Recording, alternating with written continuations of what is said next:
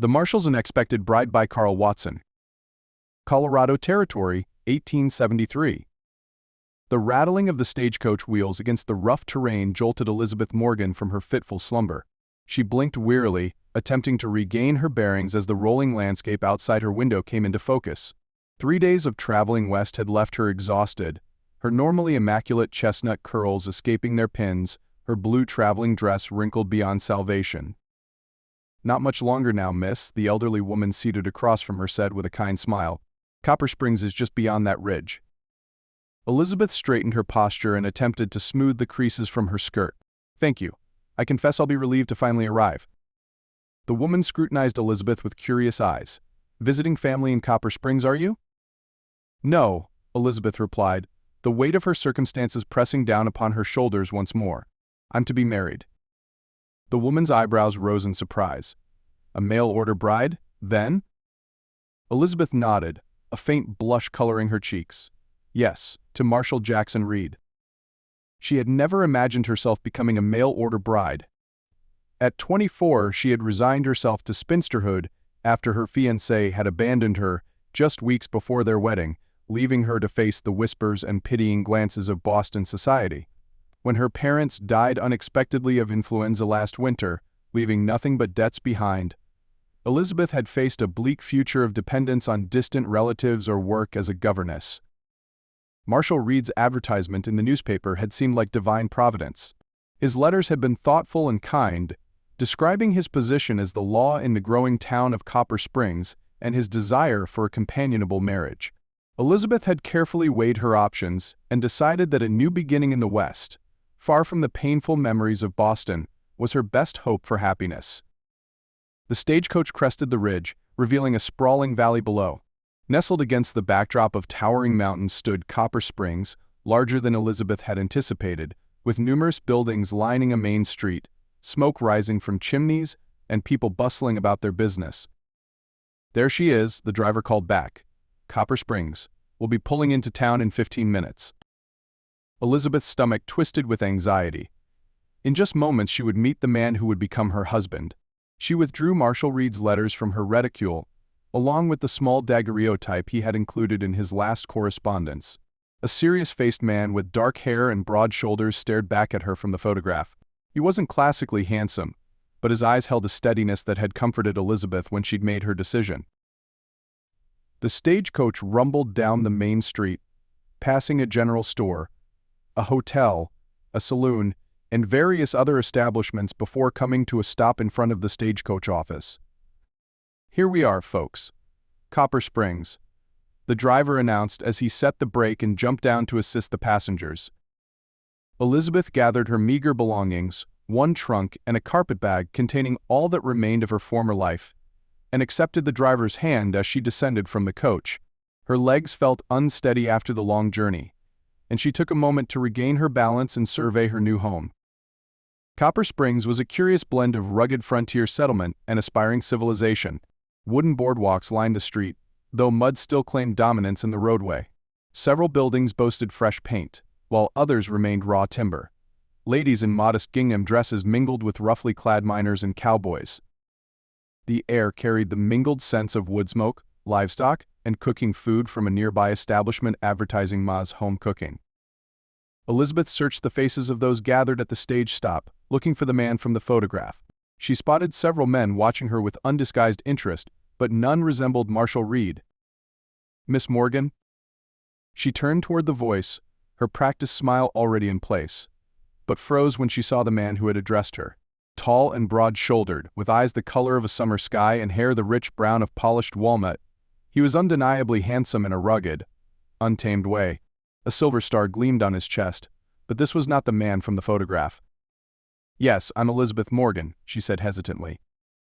The man removed his hat, revealing slightly too long hair that curled at the nape of his neck. "I'm Marshal Cole Thornton. I'm afraid there's been a situation." Elizabeth's heart sank. "A situation?"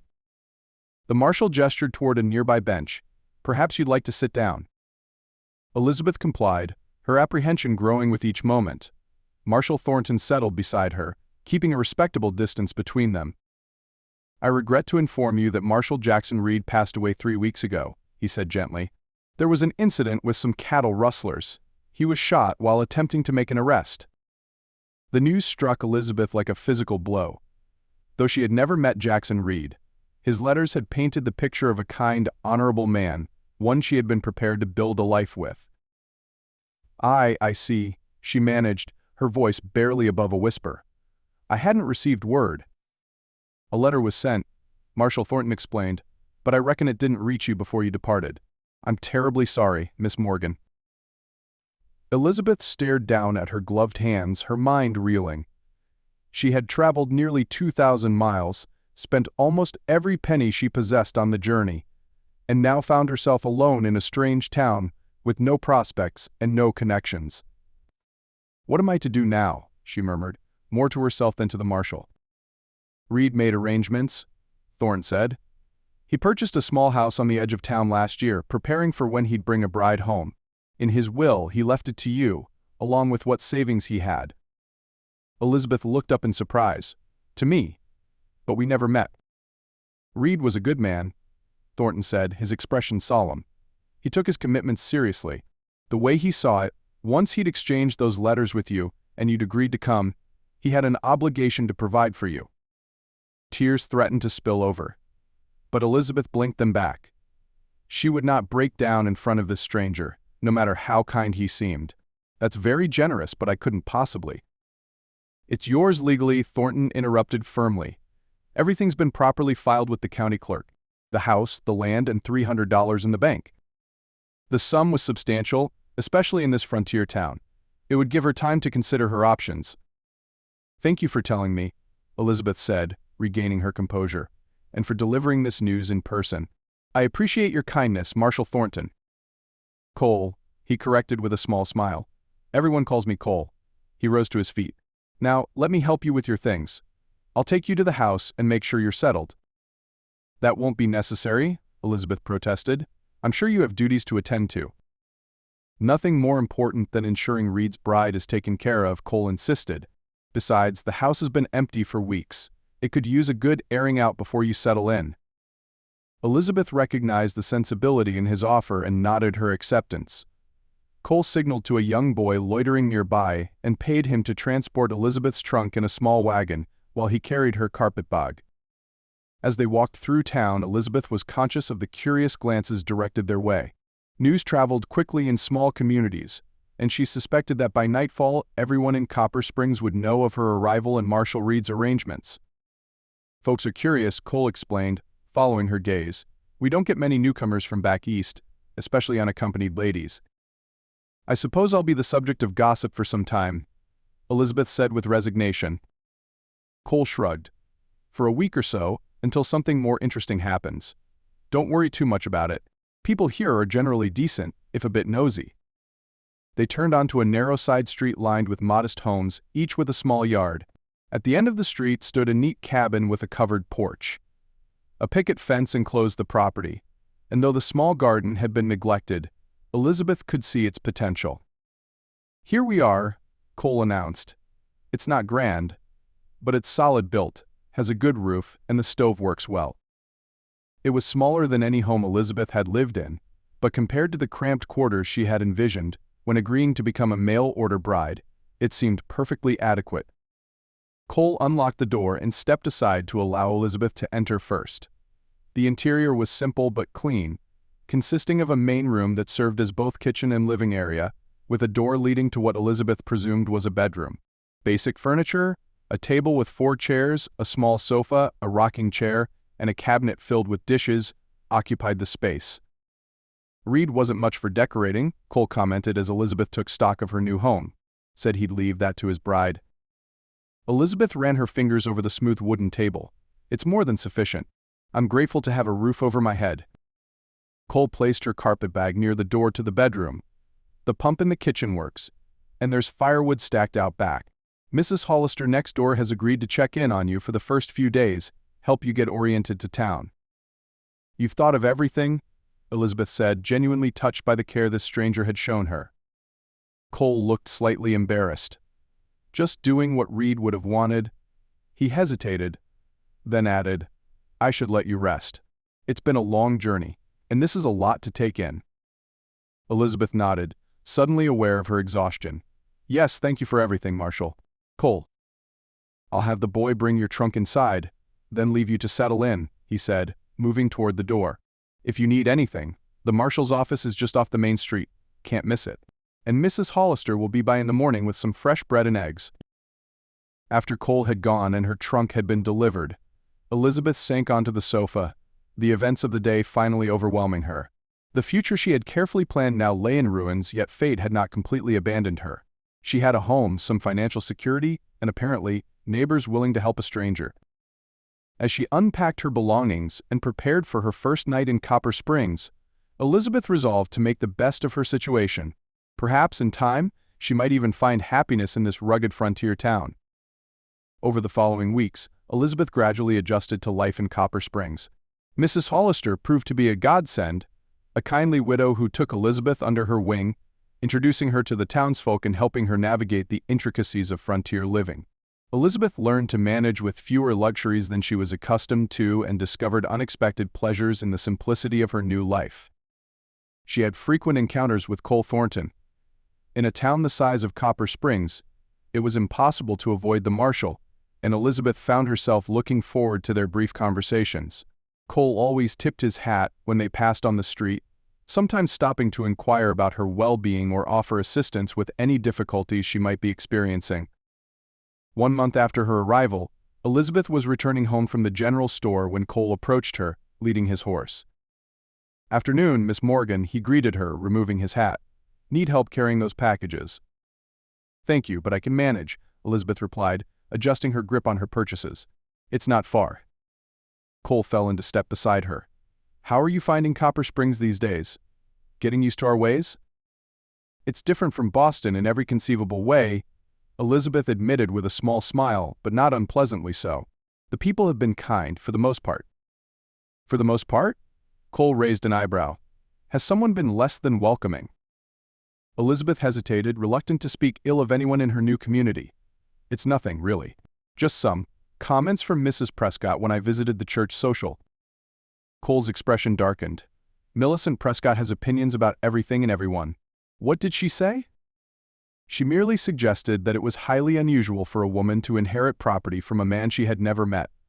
Elizabeth said delicately, and perhaps improper for me to accept it. That's Millicent for you, Cole muttered, always concerned with propriety when it suits her purpose. They walked in silence for a moment before Cole spoke again. Reed was my friend, you know. We came west together 10 years ago, worked as ranchers before he took the Marshal's badge in Twin Peaks. When the position opened here, he recommended me. You never mentioned you knew him so well, Elizabeth said, surprised by this revelation. Cole shrugged. Didn't want to intrude on your grief. It's a strange sort of grief, Elizabeth confessed. I mourn the future I might have had, the man I came to know through his letters, but I can't claim the deep sorrow of a widow who's lost her beloved husband. Still, it's a loss, Cole said quietly, and a difficult position to find yourself in. They had reached Elizabeth's gate, and she paused, turning to face him fully for the first time in their conversation. The afternoon light caught the flecks of gold in his blue eyes, and Elizabeth found herself momentarily at a loss for words. Would you like to come in for coffee? She asked impulsively. I was planning to bake an apple pie this afternoon, and I'd welcome the company. Cole appeared surprised by the invitation but nodded. I'd like that, thank you. Elizabeth's small kitchen felt much smaller with Cole's broad-shouldered presence filling the space. She busied herself preparing coffee while he settled somewhat awkwardly at the table, his hat placed carefully on an empty chair. Tell me about Jackson, Elizabeth said as she measured coffee grounds. What was he like? His letters revealed a thoughtful man, but I'd like to know more about the person he truly was. Cole considered the question. Reed was steady, reliable. Not one for flowery words or grand gestures, but he meant what he said and kept his promises. He believed in justice more than law, if that makes sense. Would bend rules if it served the greater good. Elizabeth nodded, appreciating the honest assessment. And did he really want marriage? Or was it merely practicality that drove him to advertise for a bride? He wanted a family, Cole replied without hesitation. A real home, not just a place to hang his hat. He talked about having children someday, raising them proper with values and education. He paused, then added softly, "Your letters gave him hope for that future." Elizabeth felt a pang of sadness for the man she would never meet, whose dreams had died with him. "I'm glad my letters brought him some happiness, at least." As the coffee brewed, Elizabeth began preparing the pie, rolling out dough with practiced movements. Cole watched her work, and she found his presence oddly comforting rather than intrusive. "You know," Cole said after a while, "folks in town have been impressed by how you've handled yourself. Coming all this way alone, then facing such disappointment, yet carrying on with dignity." Elizabeth felt heat rise to her cheeks at the unexpected praise. "What choice did I have? One must adapt to circumstances beyond one's control. Many would have taken the first stage back east." "I have nothing to return to," Elizabeth said simply, "and despite everything I find I like it here. There's a certain freedom in starting anew." They fell into easy conversation as Elizabeth finished the pie and served the coffee. Cole told stories about his and Jackson's early days in the territory, and Elizabeth shared anecdotes from her life in Boston. The afternoon slipped away unnoticed, and only when the light began to fade did Cole realize how long he had stayed. "I should go," he said, rising to his feet. "I've imposed on your hospitality for too long." "It wasn't an imposition," Elizabeth assured him. "I've enjoyed the company." Cole hesitated at the door. "There's a town dance on Saturday at the schoolhouse. Nothing fancy, just folks gathering for music and socializing. Would you consider attending? I'd be honored to escort you, as a friend." Elizabeth was startled by the invitation but found herself nodding before she had fully considered the implications. "I would like that, thank you." After Cole had gone, Elizabeth realized she was smiling. For the first time since arriving in Copper Springs, she felt a genuine sense of anticipation for what the future might hold. The schoolhouse had been transformed for the dance, with lanterns casting a warm glow over the room and benches pushed against the walls to create a space for dancing. A small group of musicians played lively tunes while couples swirled across the floor and others gathered in conversations around the edges of the room. Elizabeth stood with Cole just inside the entrance, suddenly self-conscious in her best dress, a blue silk that had once been the height of Boston fashion but now seemed overly formal compared to the simpler attire of the other women. "You look beautiful," Cole said quietly, as if reading her thoughts. "Thank you," Elizabeth replied, grateful for his reassurance. "I'm afraid I'm a bit overdressed." "Nonsense. You're perfect." His words brought a flush to her cheeks, and Elizabeth was saved from having to respond by the approach of Mrs. Hollister. "Elizabeth, dear, I'm so glad you decided to come," the older woman exclaimed. "And with Marshal Thornton as your escort. How lovely." "Mrs. Hollister," Cole greeted her with a nod. "You're looking well this evening." "Oh, go on with you," Mrs. Hollister laughed, waving away the compliment. She turned to Elizabeth. "You must meet some of the other ladies. Come along." With an apologetic glance at Cole, Elizabeth allowed herself to be led away. For the next hour she was introduced to what seemed like half the town's population, fielding questions about Boston and her journey west with as much grace as she could muster. All the while she remained conscious of Cole's presence across the room, noting how often his gaze found hers. When Mrs. Hollister finally released her, Cole appeared at her side almost immediately. "Would you care to dance?" he asked, holding out his hand. Elizabeth hesitated only briefly before placing her gloved hand in his. "I would, though I should warn you that my experience is limited to formal dances. I'm not familiar with these country reels." "Just follow my lead," Cole assured her. "It's not so different." The musicians struck up a waltz, and Cole led Elizabeth onto the dance floor.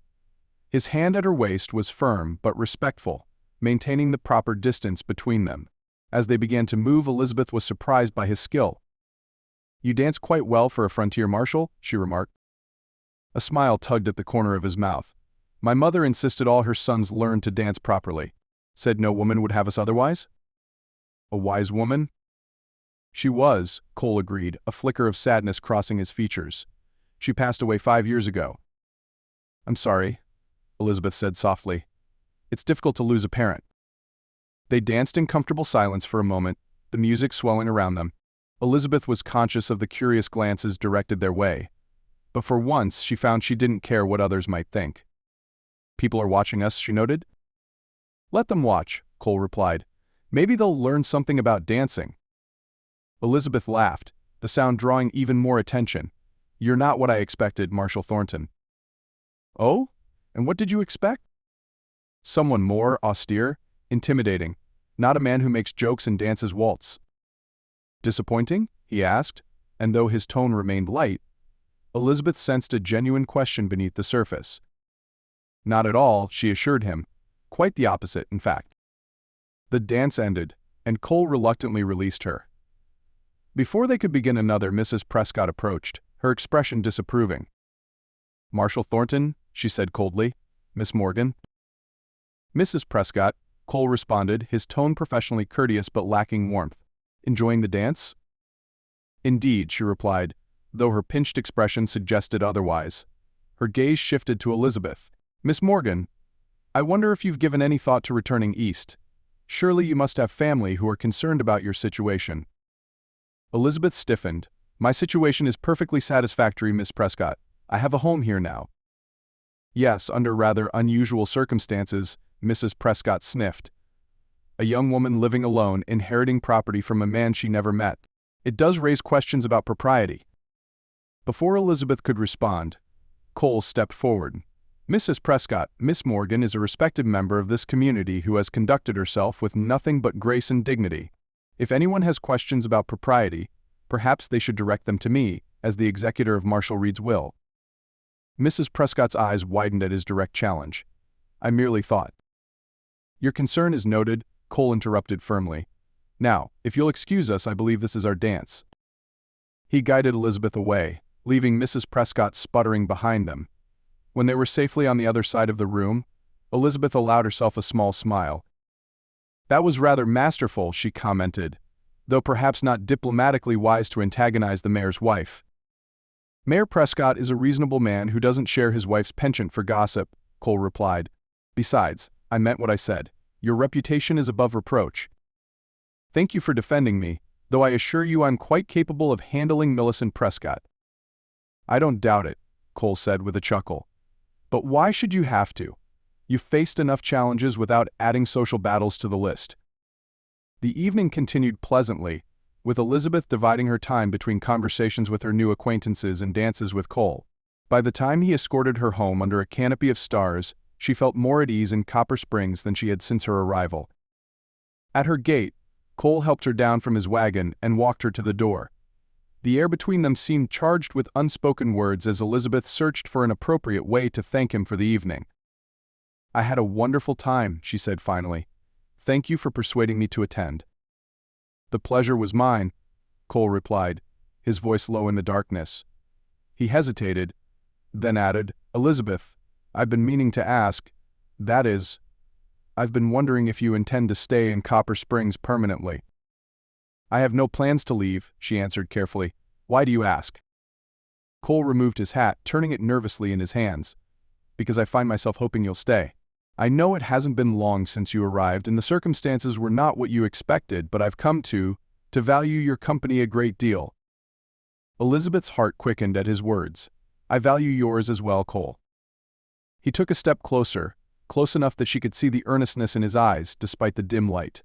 "I don't want to dishonor Reed's memory or rush you into anything you're not ready for, but I'd like permission to call on you properly. Not as Reed's friend or as the Marshal, but as a man who admires a remarkable woman." Elizabeth considered his words carefully. She had come to Copper Springs prepared to marry a stranger out of necessity and pragmatism. What Cole was offering was something entirely different, the possibility of a connection based on genuine affection and mutual regard. It was unexpected, perhaps even improper to some, but Elizabeth found she cared less about propriety than she once had. "I would like that very much," she answered softly. Cole's smile illuminated his features. "Then I'll call on you tomorrow, if that's agreeable." "It is." He took her hand and raised it to his lips, pressing a gentle kiss to her knuckles. "Good night, Elizabeth." "Good night, Cole." As she watched him walk back to his wagon, Elizabeth felt a lightness in her spirit that had been absent for too long. The future she had envisioned when boarding the stagecoach in Boston had vanished. But in its place stood the promise of something perhaps even more precious, a chance at true happiness with a man she was coming to care for deeply. The Western frontier was a place of hardship and unexpected challenges, but also of new beginnings and second chances. Elizabeth Morgan had come to Copper Springs as a mail-order bride, seeking security and companionship. She had found something far more valuable: the freedom to forge her own path and the courage to open her heart to unexpected possibilities. As Cole's wagon disappeared down the street, Elizabeth smiled to herself. Their story was just beginning, written not by circumstance or necessity, but by choice, the most powerful force of all.